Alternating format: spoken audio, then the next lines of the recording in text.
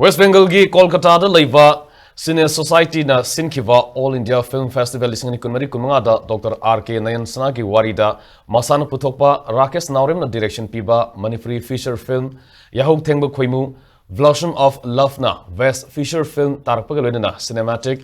Brilliance Award isingani kunmari kunmanga gi mana phanglak le hairi Cinematic Brilliance Award ase Yahog Thengba Khoimu Blossom of Love ka Julie Jasmine na direction piba Hindi feature film Bread and Water Gapuna Pamina Kibani. Imphal Films production ki banner Makada Jaidev Memorial Foundation a present over film asigi screenplay and dialogue Khwarakpam Biswamitrani Saktam Langlivana Avi Kundrak firm Itoi Oinam Amadi Ratana Ketrimimna Singbani film asigi editor Mohendro Camps Amadi cinematographer na Sushil Yumlembamni